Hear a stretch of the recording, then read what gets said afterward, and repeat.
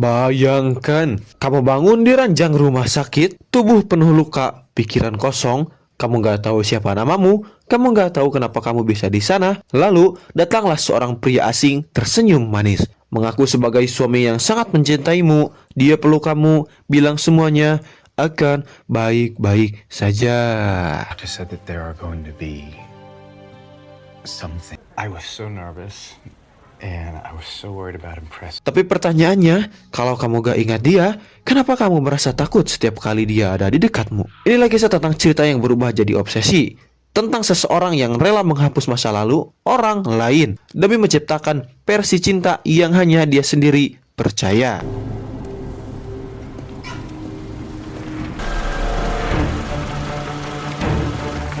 Di tengah malam yang gelap dan diguyur hujan deras, seorang wanita muda bernama Jennifer Williams terlihat berlari panik di tengah kegelapan. Nafasnya terengah-engah, tubuhnya basah kuyup, dan wajahnya penuh ketakutan.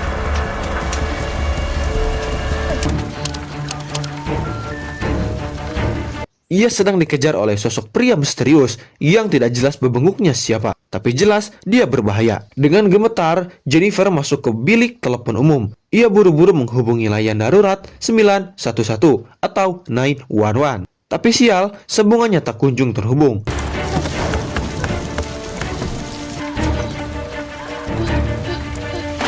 Detik demi detik berlalu dalam ketegangan, dan saat itulah sebuah mobil pick-up putih melaju ke arahnya. Jennifer semakin panik, ia segera berlari lagi dan masuk ke toilet umum demi menyelamatkan diri. Tapi rasa aman itu tak bertahan lama.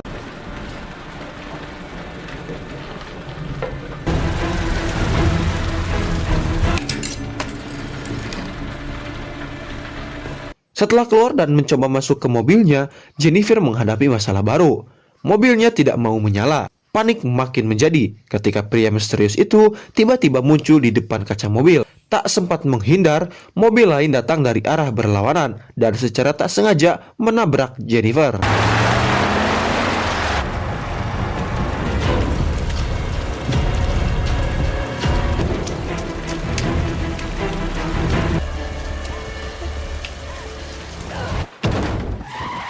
Jennifer segera dilarikan ke rumah sakit dalam keadaan kritis. Tim medis langsung bergerak cepat, tapi mereka menemukan bahwa Jennifer tidak membawa identitas sama sekali.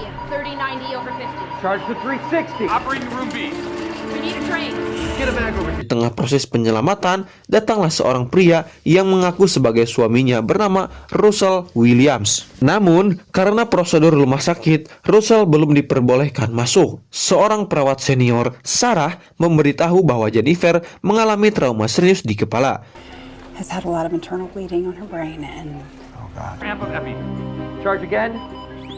Clear. Menyebabkan amnesia berat. Ia bukan hanya tidak bisa mengingat kejadian malam itu, tapi juga tidak tahu siapa dirinya sendiri. Beberapa hari kemudian, Jennifer sadar dari koma. Ia mendapati bunga-bunga dan catatan dari Russell.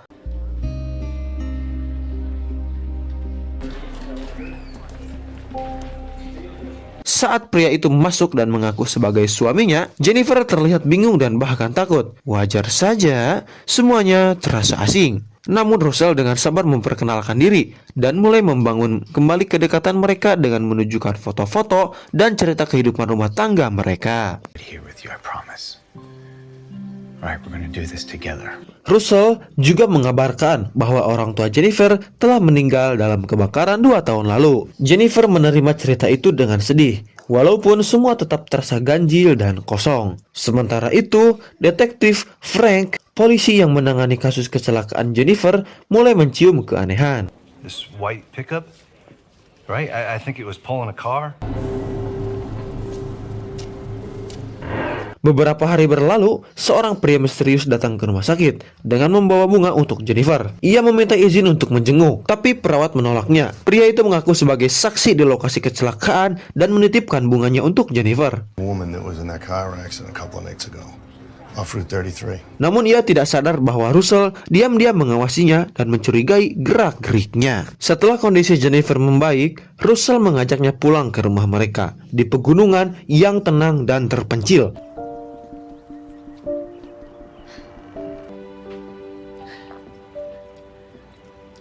Tapi bagi Jennifer, rumah itu terasa asing dan seakan bukan miliknya. Russell terus berusaha agar istrinya cepat pulih. Mengenalkan kamar demi kamar, Jennifer menuruti. Tapi tetap saja ada yang terasa ganjil. Hey, what's wrong? Mimpi buruk tentang malam kecelakaan terus menghantuinya. Di waktu yang sama, detektif Frank kesulitan menghubungi Russell karena panggilan tak diangkat. Ia pun berinisiatif mencari alamat rumah mereka. Namun saat mencari data Russell di sistem kepolisian, namanya tidak ditemukan. I ran a search in our database for Russell Williams, but nothing came up. Harlan, how many white pickup trucks do you think there are in the county? Bahkan alamat yang diberikan oleh rumah sakit ternyata palsu. Frank makin curiga dan menemui perawat Sarah untuk meminta info lebih lanjut. Ia kemudian menelusuri riwayat Jennifer di database dan berhasil menemukan nama belakang asli Jennifer, yaitu Ellen. I'm on my way there now.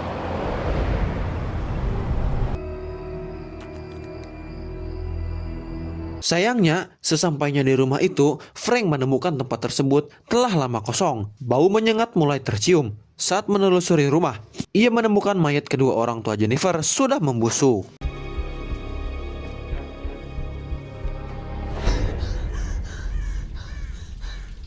Kembali ke rumah pegunungan, Jennifer mulai merasa janggal saat melihat foto pernikahan mereka. Warna rambut Russell di foto berbeda dengan yang sekarang. Ia juga tak bisa membuka laptop suaminya karena dikunci dengan sandi. Kesempatan terbuka saat Russell mandi. Jennifer mencuri dompet Russell dan menemukan nama lain di kartu identitas. Ia mencoba membuka laptop menggunakan nama gadis itu dan berhasil.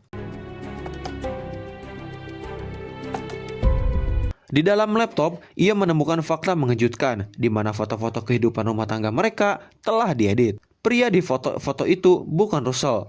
Ia juga menemukan foto dirinya bersama pria lain yang ternyata adalah Russell asli.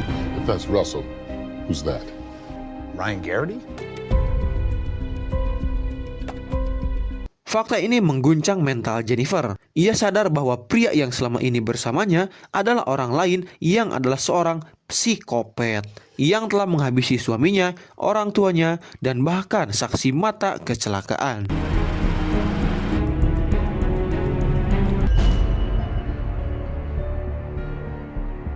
Sementara itu, Frank menemukan kebenaran identitas pelaku. Nama aslinya adalah Ryan. Ia adalah mantan rekan kerja Jennifer yang ternyata sejak lama diam-diam jatuh cinta padanya. Ketika cintanya tak terbalas dan Jennifer menikah dengan orang lain, Ryan kehilangan kendali. Ia membunuh Russell, menculik Jennifer setelah mencelakainya, lalu menyamar sebagai suaminya. Ryan's a smart guy, but he's got a hell of a temper.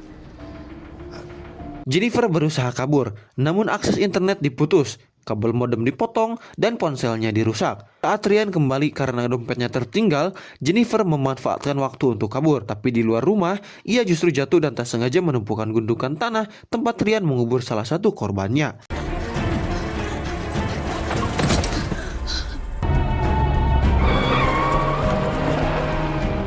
Ia akhirnya berhasil meloloskan diri dan menemukan mobilnya yang selama ini disembunyikan di garasi. Dalam bagasi mobil itu, ia menemukan jasad suaminya yang telah membusuk dan merupakan sumber bau yang selama ini tercium. Saat hendak melarikan diri, Ryan kembali dan mengikat Jennifer ke ranjang.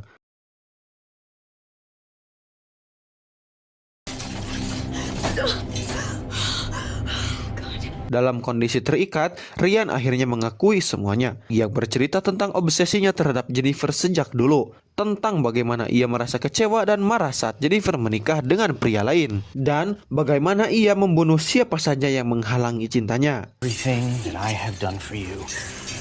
I hope that by now. Jennifer mencari celah. Ia memancing Ryan untuk pergi mengambil air, lalu mengambil korek api dan berhasil membakar tempat tidur. Ia melarikan diri, berlari ke hutan dengan kaki yang terluka. Detektif Frank yang sempat dikurung di freezer berhasil meloloskan diri.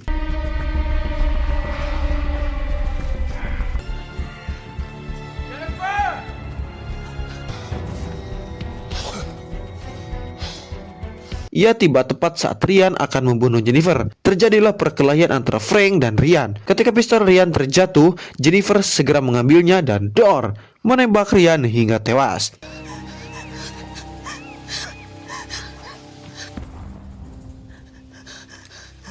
3 bulan kemudian, Jennifer mulai menjalani hidup baru. Ia sudah bisa berjalan kembali dan terlihat lebih tenang. Ia mengunjungi Frank, satu-satunya orang yang menyelamatkan nyawanya. Sebelum berpisah, Frank memberikan surat dari Russell, suami sejatinya. Surat itu ditulis sebelum kejadian tragis menimpa mereka, berisi pesan cinta yang tulus dan menyentuh. Meski Russell telah tiada, cintanya tetap hidup di hati Jennifer. Regardless of what happens next, the time we've spent together are the happiest memory. I know it's probably silly writing you a little note like this, knowing we're about to spend the... Film pun berakhir, meninggalkan pesan kuat tentang trauma, kehilangan, dan kekuatan untuk bertahan dari kegilaan cinta yang berubah menjadi obsesi mematikan. Foto bisa dimanipulasi, nama bisa diganti, tapi kebenaran, ia akan selalu menemukan jalannya. Jennifer selamat, tapi tidak tanpa luka.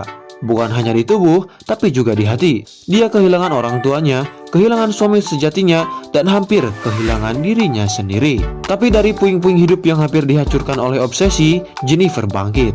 Karena cinta sejati tidak memaksa, cinta sejati tidak memanipulasi, dan seperti surat terakhir dari suaminya yang asli, cinta sejati akan tetap hidup, bahkan ketika orangnya sudah tiada. Oke, itulah dia alur cerita film Secret Obsession. Terima kasih yang udah stay sampai akhir. Bang Dixon pamit dan adios amigos pernios ngaleos.